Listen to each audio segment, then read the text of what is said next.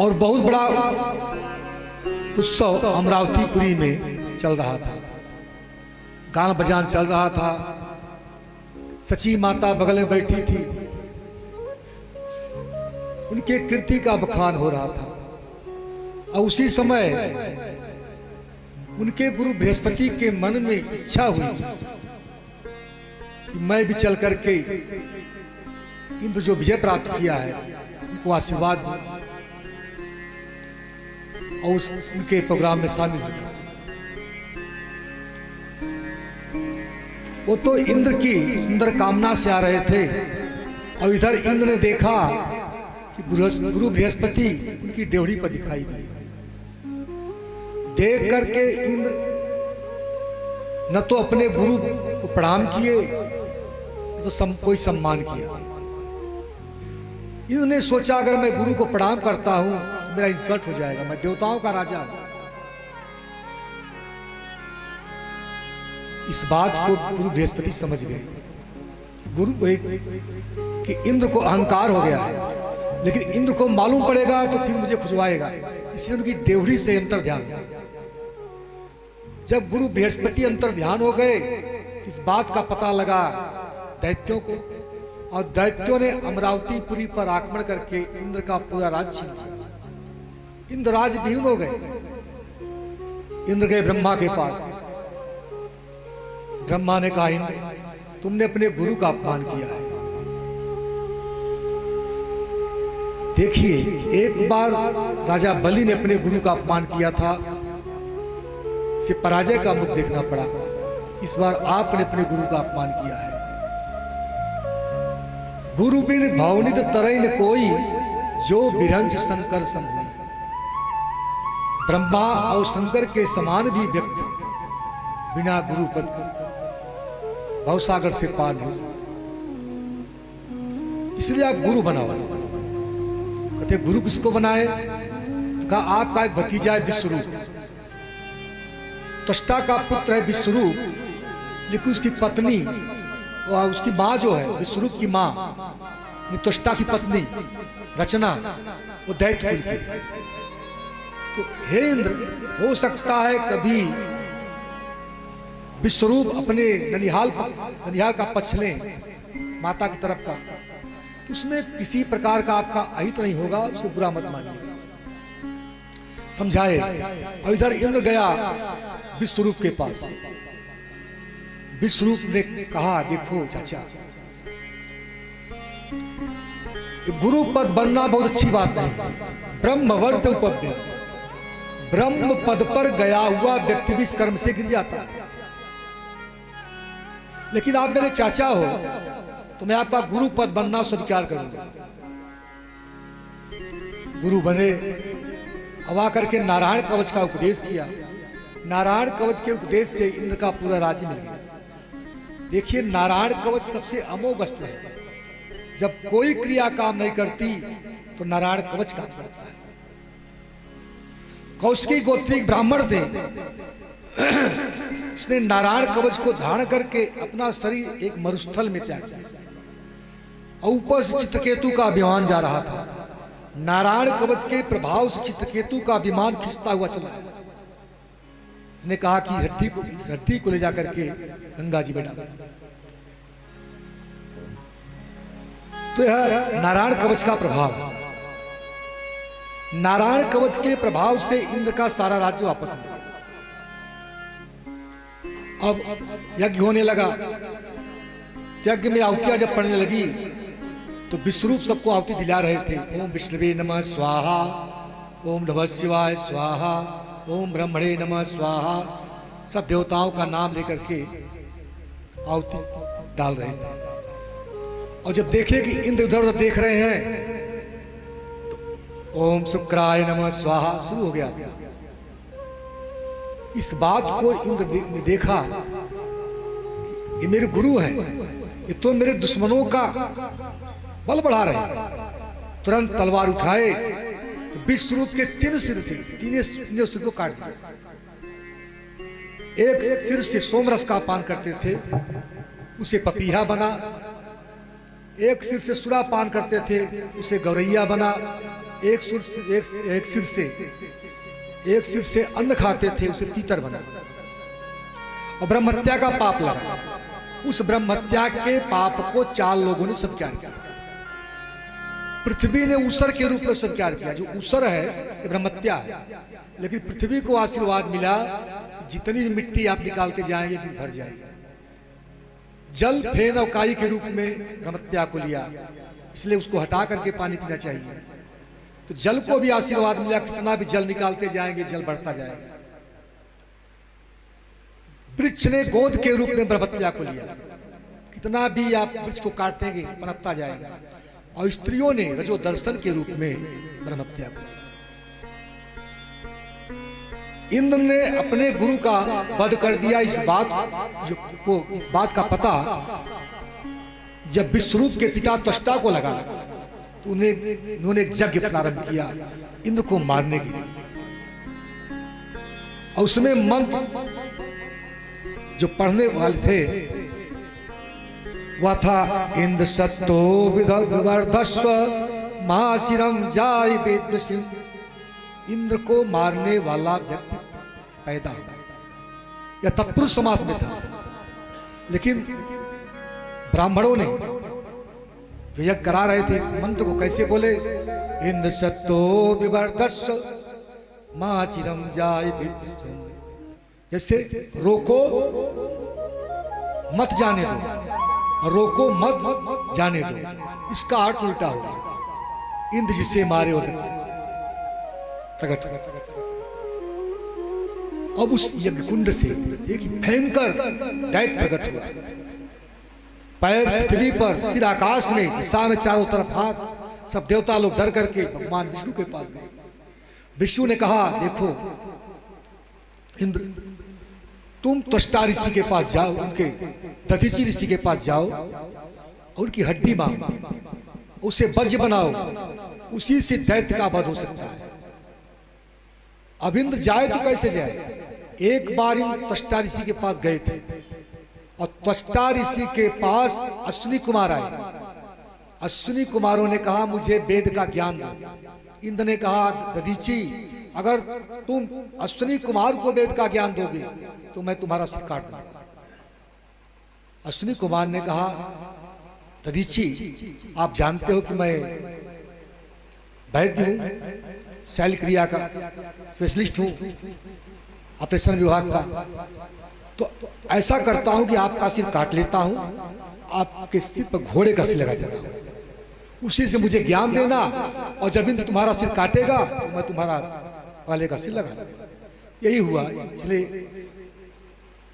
जब घोड़े के सिर से वेद का ज्ञान दधीचि ने अश्विनी कुमार को दे रहे थे, इंद्र पहुंचा, सिर को काट लिया, फिर सिर को लगा लिया। इस बात को लेकर के इंद्र लज्जित हो रहा था, जिसका मैं सिर काटने के लिए तैयार था, उनके पास उनकी हड्डी मांगने के लिए क्यों, कैसे जाऊं? लेकिन फिर भी सुर नर मुन सबकी यह रीति, स्वार्थ लाए करे सब। स्वार्थ के वशीभूत इंद्र वहां गए, दधीचि से हड्डी मांगे। दधीचि ने अभ्यास किया, इंद्र अगर विष्णु भी किसी के शरीर को मांगे तो कोई देगा? कोई अपाहिज हो, लुजिया हो, लंगड़ा हो, अंधा हो, कुष्ठ रोग से पीड़ित हो, लेकिन कोई अपने शरीर को छोड़ना नहीं चाहता। इंद्र, एक बार तुम भी अगस्त ऋषि के सांप से सुअर बने थे और बल के गड्ढे में लौट रहे थे, उसे ब्रह्मा जी आए। ब्रह्मा जी ने कहा, इंद्र चलो अमरावतीपुरी। तो कहा, क्या है मटेरियल मिलेगा जो है मिल रहा है। तुम भी उस शरीर को छोड़ना नहीं चाहते थे, मैं कैसे शरीर को छोड़ दूं? लेकिन इंद्र, अगर यह शरीर किसी के लिए, किसी को उपकार में जाता है, उसको छोड़ देना चाहिए। शरीर को छोड़ दिया, उसे वज्र बना, और वज्र को लेकर के इंद्र वृत्तासुर पर आक्रमण कर दिया। उनकी सारी सेना मारी गई। वृत्तासुर ने इंद्र के रावत हाथी पे मुष्टिका से प्रहार किया। हाथी 28 पग पीछे गया, मुख से खून गलने लगा। इंद्र के हाथ से वज्र गिर गया। वज्र गिरा, वृत्तासुर ने कहा, इंद्र उठा लो वज्र। मैं जानता हूं अगर तुम मुझे वज्र से मारोगे तो तुम्हें इंद्र का राज्य मिलेगा। अमरावतीपुरी का राज मिलेगा। अगर तुम युद्ध के मैदान में मारे गए तो वीरगति को प्राप्त होगा। तुम्हारे दोनों हाथ लड्डू है और मैं निहत्थे पर वार नहीं करता, उठा लो बच। लेकिन इंद्र की हिम्मत नहीं पड़ी। उस समय वृत्तासुर का मन भगवान में लग गया और 40 श्लोक में बहुत सुंदर स्थिति किया है। धर्म, पहले में धर्म, दूसरे में अर्थ, तीसरे में काम, चौथे में मोक्ष। अहम हरे तो पादे कमूल दासानुदासो भवितास्मि भूय मन स्मरेते सुपते गुडास्ते गिरीत वाकर करो तु काय। अहम हरे, हे प्रभु, अगर मुझे कहीं जन्म हो तो मैं दासों के दासों का दासानुदास कर। जैसे ग्राह का उद्धार पहले हुआ, जो भगवान के भक्त का पैर पकड़ा था, और भगवान के भक्त का उद्धार बाद में हुआ। ग्राह प्रथम गति पाएगा, तो जो दासों का दास है उनका उद्धार पहले होता है। इसलिए मैं कहीं दासों का दास बनूं और मन से, वाणी से, कर्म से आपका गुणगान करता रहूं। दूसरे श्लोक में वृत्तासुर ने कहा, नैनाक पृष्ठम न च पारमेष्ठम न सार्वभौमं न रसाधिपत्यं न योग सिद्धि न पुनर्भवम वा समंजसत्वा विरहय कांक्षे। हे प्रभु, मैं इंद्र का बल नहीं चाहता। 100 यज्ञ करने वाले शत्रु इंद्र बनते हैं, कहते हैं वहां से भी गिरना पड़ता है। तेतम भुक्तम सर्वलोकम विशालम छिड़े प्रेम लोकम विशंति।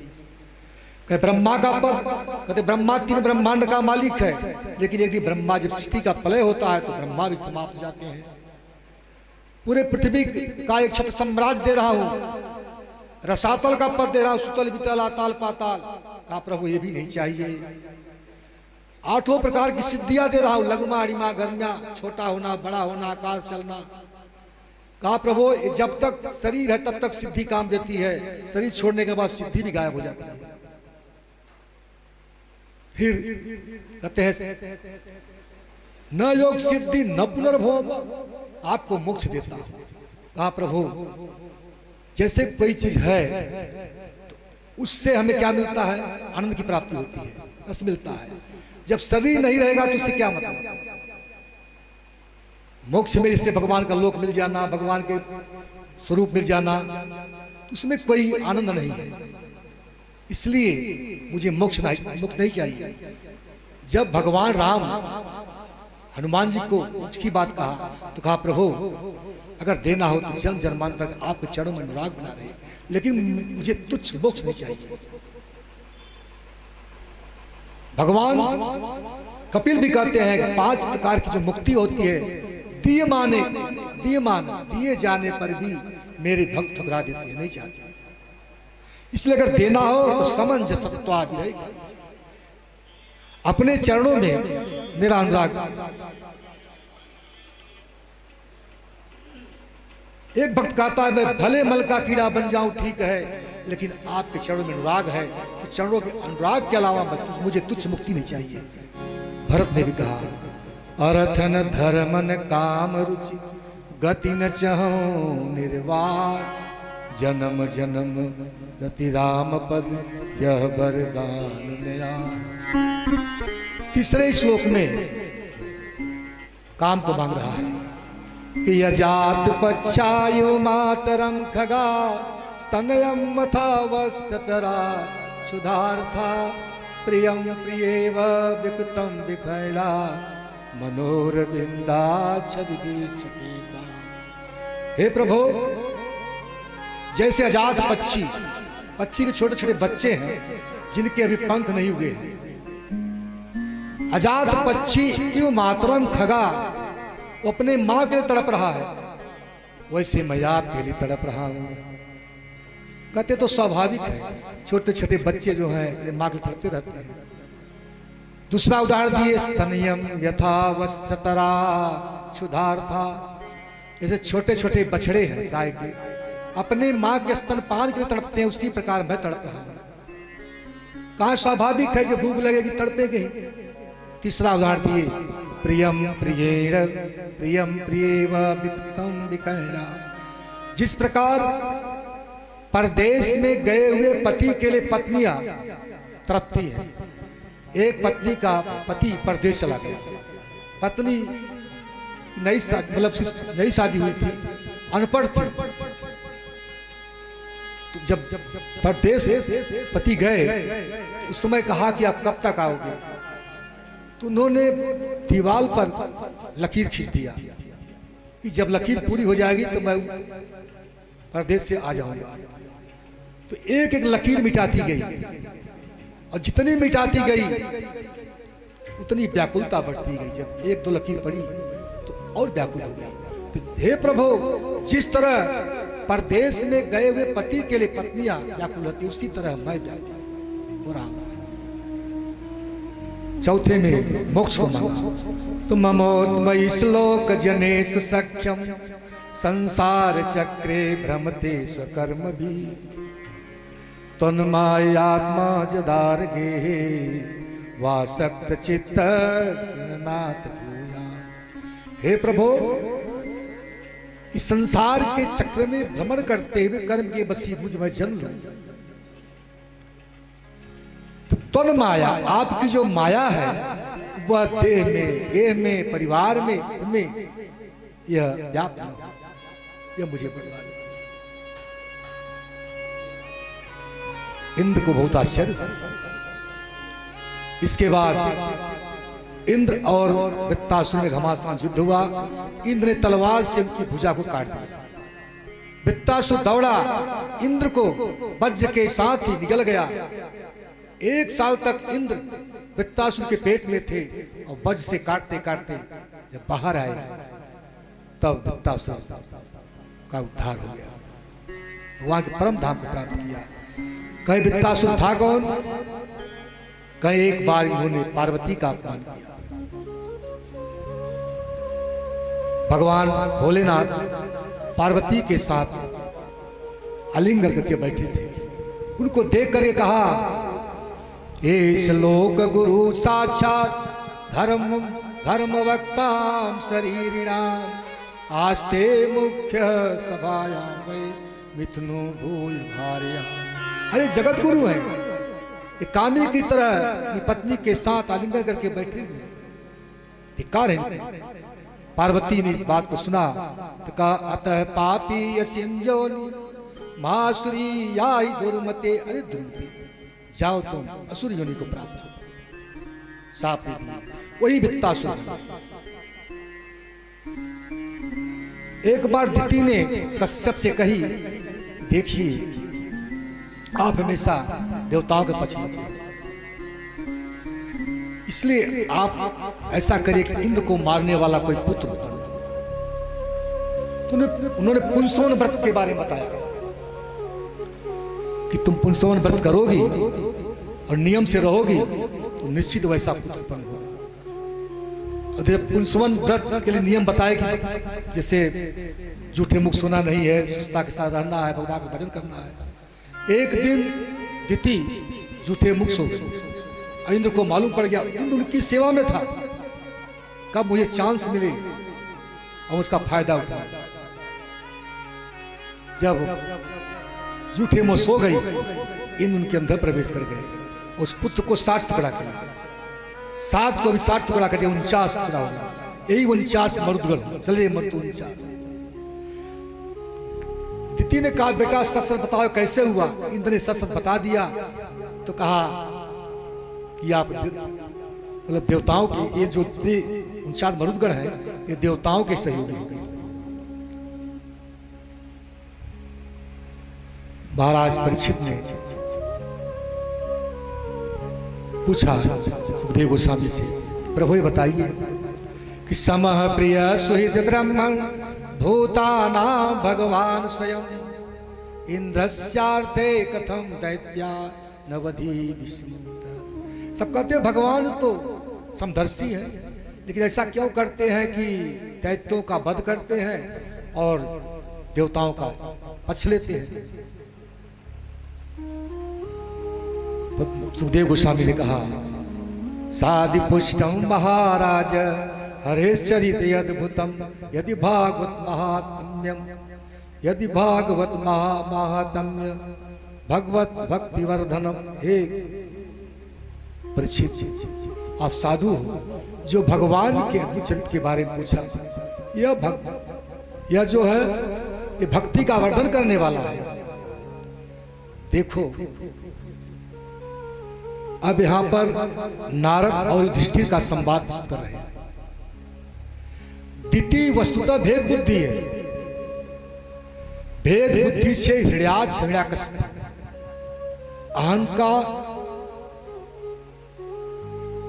अहंता ममता दोनों पुत्र उत्पन्न होते हैं। जब दृष्टि ने देखा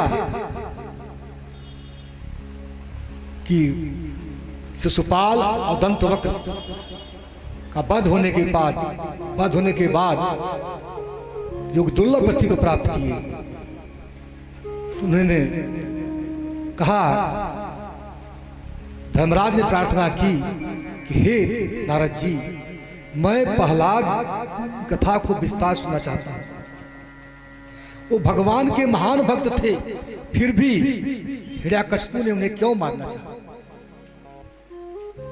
नारद ने कहा, देखिए जैसे भी काम से, क्रोध से, लोभ से जैसे भी मन भगवान में लग जाए तो निश्चित ही उसका उद्धार जाता है।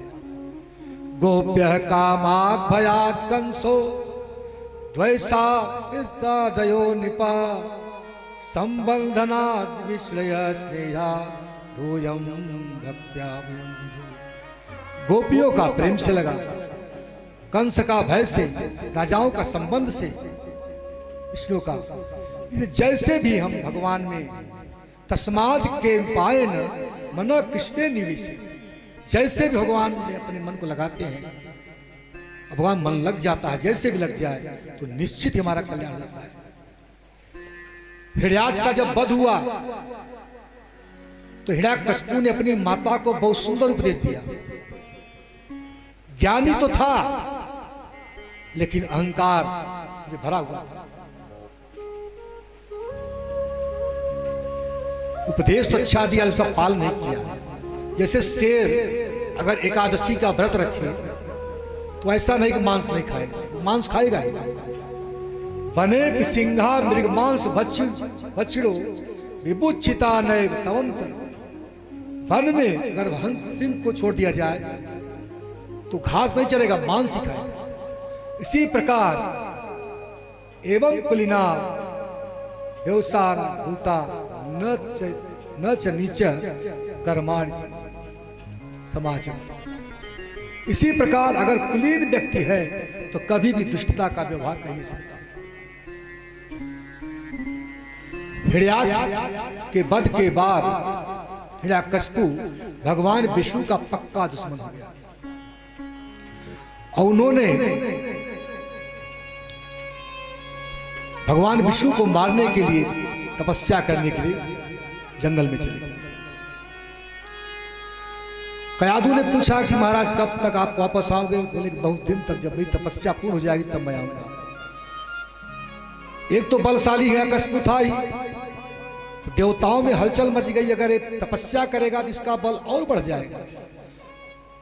इसलिए बृहस्पति एक तोते का रूप बनाए और जहां पर तपस्या कर रहा था उसी वृक्ष पर जाके बैठा और नारायण नारायण कहने लगा। हिरण्यकशिपु ने कहा कि तू मेरे दुश्मन का नाम ले रहा है। कई बार उठा, कई बार बैठा, फिर भी वह तोता नारायण नारायण कहता रहा। हिरण्यकशिपु ने कहा मुहूर्त ठीक नहीं है, इसलिए अब हम घर चलते हैं, बाद में आएंगे। जब गए तो कयाधु अगर डायरेक्ट पूछती तो उसके ऊपर आपत्ति आ जाती। तो कयाधु ने जो राक्षसी भोजन था, राक्षसों को प्रिय था, उस भोजन को बनाई और खिला पिला करके जब संतुष्ट हो गए तब पूछे, स्वामी जी आप तो गए थे तपस्या के लिए, कहा था बहुत दिन के बाद आऊंगा, अब आज ही आप गए, आज चले आए, क्या कारण है? हिरण्यकशिपु ने कहा देवी, जैसे मैं तपस्या के लिए बैठा वैसे ही वृक्ष पर एक तोता आया और मेरे दुश्मन का नाम लेने लगा। कयाधु भगवान की भक्त थी, समझ गई। बोले क्या नाम ले रहा था? बोले नारायण नारायण। तब फिर क्या हुआ? तब इधर गया, फिर आया, फिर बैठा, फिर नारायण शुरू हो गया। इस तरह करके कई बार नारायण शब्द का उच्चारण करवाई कयाधु। और उसी रात में कयाधु और हिरण्यकशिपु के संयोग से भगवान